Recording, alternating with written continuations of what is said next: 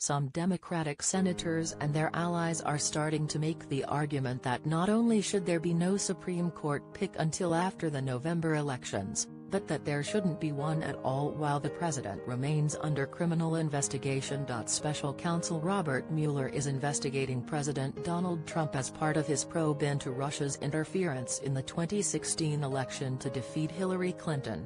Trump is not, however, a criminal target of Mueller''s. During a Judiciary Committee hearing Thursday, Senator Cory Booker D&J noted that a challenge to the investigation could very well end up before the Supreme Court at some point, potentially creating a conflict of interest for a president who has asked nonpartisan officials for their loyalty. If we're not going to thoroughly discuss what it means to have a president with this ongoing investigation happening, who is now going to interview Supreme Court justices, and potentially continue with his tradition of doing litmus tests, loyalty tests, for that person, we could be participating in a process that could undermine that criminal investigation, Booker said.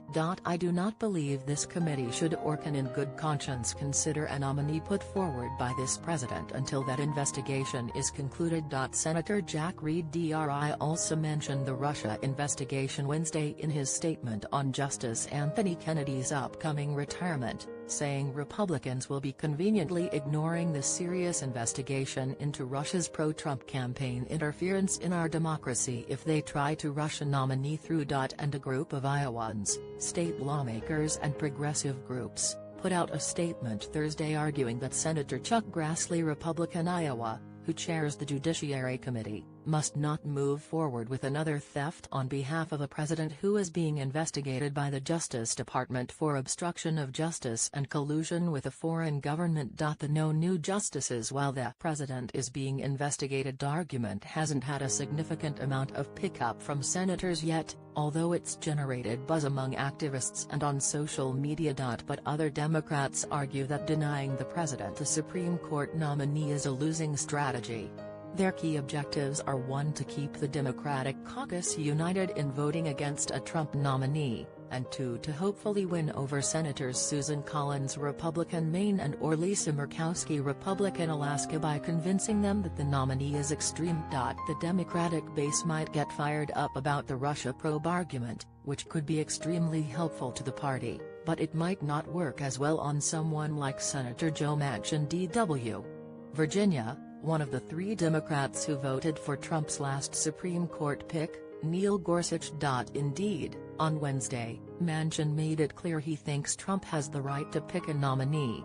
Senators have a responsibility to do our jobs as elected officials, he said, and this includes our constitutional obligation to advise and consent on a nominee to fill this Supreme Court vacancy. The Russia investigation is likely to come up more if Trump chooses Brett Kavanaugh, a circuit court judge who is on the president's short list of potential nominees.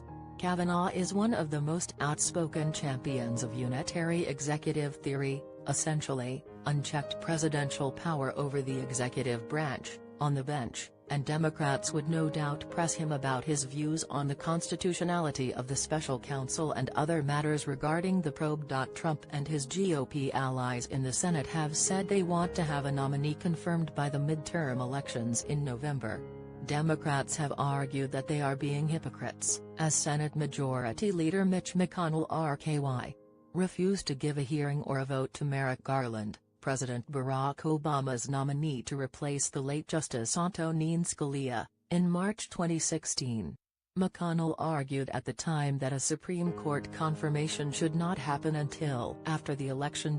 Trump, of course, won that election, and he nominated Gorsuch for the bench, stealing the seat away from liberals and securing a 5-4 conservative majority. So far, McConnell has not been swayed by the accusations of hypocrisy.